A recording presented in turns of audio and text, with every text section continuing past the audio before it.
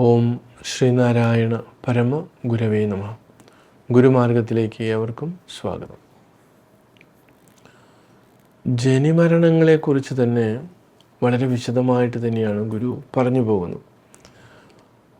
അപ്പോൾ നമ്മൾ പറയാറുണ്ട്, നമ്മൾ ജനിക്കുന്നത് ഒറ്റയ്ക്കാണ്, ജീവിക്കുന്നത് ഒറ്റയ്ക്കാണ്, മരിക്കുന്നത് ഒറ്റയ്ക്കാണ്.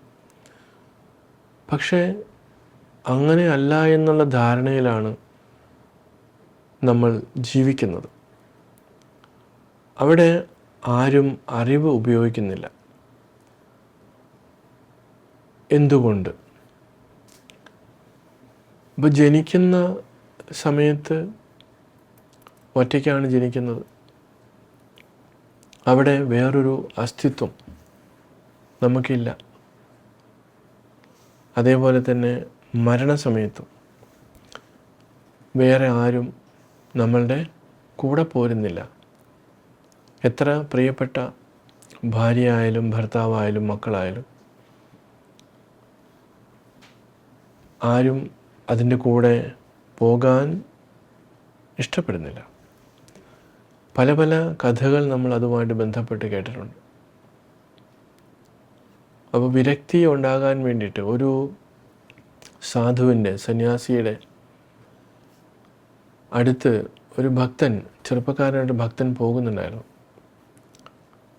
അപ്പം അദ്ദേഹം ഈ വിരക്ത ജീവിതത്തിൻ്റെ സ്വഭാവത്തെക്കുറിച്ച് വിശദമായിട്ട് ഈ ശിഷ്യനോട് സൂചിപ്പിക്കുകയുണ്ടായി.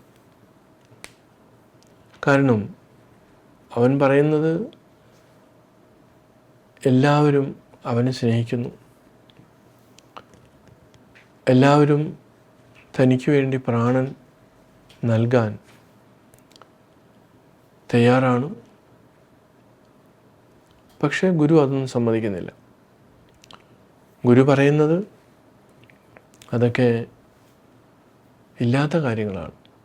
പക്ഷെ അത് ശിഷ്യൻ എങ്ങനെ മനസ്സിലാക്കും? അപ്പോൾ അതുകൊണ്ട് ഒരു പരീക്ഷണം നടത്തുവാനായിട്ട് ഒരു തീരുമാനിക്കുകയാണ്. ഗുരു വലിയ സിദ്ധനായിട്ടുള്ളൊരു മനുഷ്യനാണ്. അദ്ദേഹം പറഞ്ഞു, അദ്ദേഹം എന്തോ ഒരു മരുന്ന് കൊടുത്തു. അത് കഴിച്ച് വീട്ടിൽ ചെന്ന് കഴിയുമ്പോൾ നിനക്ക് ബാഹ്യമായിട്ടുള്ള നിൻ്റെ ചേഷ്ടകൾ എല്ലാം നിലയ്ക്കും. കണ്ടു കഴിഞ്ഞാൽ മരിച്ചു പോയെന്ന് തോന്നും. പക്ഷെ നിനക്ക് ഉള്ളിൽ ബോധമുണ്ടായിരിക്കും, ചുറ്റുപാട് നിൽക്കുന്നവരൊക്കെ പറയുന്നതൊക്കെ കേൾക്കാൻ നിനക്ക് സാധിക്കും. അപ്പം ഞാനീ പറഞ്ഞ കാര്യങ്ങൾ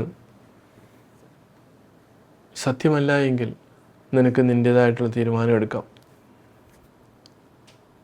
അവൻ ഗുരു പറഞ്ഞ പോലെ ചെയ്യാൻ തീരുമാനിക്കുകയും വീട്ടിൽ പോയി മരുന്ന് കഴിക്കുകയും മരിച്ചുപോയ പോലെ ആകുകയും ചെയ്തു. അപ്പോൾ ഭാര്യയും മക്കളും അമ്മയൊക്കെ ഭയങ്കരമായിട്ടുള്ള കരച്ചിൽ. ആ സമയത്തേക്ക് ഈ ഗുരു ഇവിടെ കടന്നു വരികയാണ്. ഗുരു ഒന്നും അറിയാത്ത പോലെ ചോദ്യങ്ങൾ ചോദിച്ചു. അപ്പോൾ കാര്യങ്ങൾ പറഞ്ഞു. അപ്പം അമ്മ പറയുകയായിരുന്നു, എൻ്റെ ജീവൻ എടുത്താലും കുഴപ്പമൊന്നുമില്ല, അവൻ്റെ ജീവൻ തിരികെ കൊടുത്താൽ മതി. ഭാര്യയോടും അഭിപ്രായം ചോദിച്ചു. അങ്ങനെ എല്ലാവരോടും, മക്കളോടൊക്കെ അഭിപ്രായം ചോദിച്ചു. അവസാനം ആരും അവരുടെ ശരീരം ത്യജിക്കുവാനായിട്ട് സാധ്യമല്ല. അപ്പോൾ അവരവർക്കാണ് ഓരോരുത്തർ പ്രിയമായിട്ടിരിക്കുന്നത്. ആ തിരിച്ചറിവ്, മരണത്തിൽ പോലും എത്ര പ്രിയപ്പെട്ടതാണെന്ന് പറഞ്ഞാലും അവർക്ക് കൂടെ പോരാൻ താല്പര്യമില്ല. കാരണം തിരിച്ചു വരുമോ എന്നറിയില്ല. നമ്മളെയൊക്കെ അങ്ങനെയാണ് പേടിപ്പിച്ച് വച്ചിരിക്കുന്നത്. അപ്പോൾ ഇവിടെ ഈ ജനി സമയമായാലും മരണസമയമായാലും ഇവിടെയൊന്നും വേറെ ആരും നമുക്ക് കൂട്ടിന് വരുന്നില്ല, വരാൻ പറ്റില്ല. അന്യക്ഷണം അതിൽ ഇത് ഇരിപ്പത് പ്രകാരം. അപ്പോൾ ഇങ്ങനെയുള്ള കാര്യങ്ങളിൽ ഇതെല്ലാം എങ്ങനെയാണ് ഒന്നിച്ചു പോകുന്നത്? ഹനനവുമില്ല. ഇങ്ങനെ തന്നെ ആകയാൽ ജനനവും എല്ലിത് ചിത്പ്രഭാവമല്ല. അപ്പം അങ്ങനെ ഒക്കെ നമ്മൾ പല വഴിക്ക് നോക്കുമ്പോൾ ഈ താൽക്കാലികമായിട്ട് നമ്മൾ സ്വീകരിച്ചിരിക്കുന്ന ശരീരവും മനസ്സും ഒക്കെ നമുക്ക് താൽക്കാലികം മാത്രമാണ്. അതുകൊണ്ട് അതിനകത്ത് നമ്മൾ യാതൊരു രീതിയിലും കോംപ്രമൈസ് ചെയ്യാതെ ഇരിക്കണം. അറിവിൻ്റെ ആ ഏറ്റവും ഉദാത്ത തലത്തിലേക്ക് നമുക്ക് എത്തിപ്പെടാൻ സാധിക്കണം. അപ്പോൾ അങ്ങനെ പല പല തട്ടിലൂടെ പാകപ്പെടുത്തലിലൂടെ ആണ് ഒരു ഗുരു ഒരു ശിഷ്യൻ്റെ ഉദാത്തമായ തലത്തിലേക്ക് അവനെ കൈപിടിച്ച് ഉയർത്താനായിട്ട് സാധിക്കുന്നു.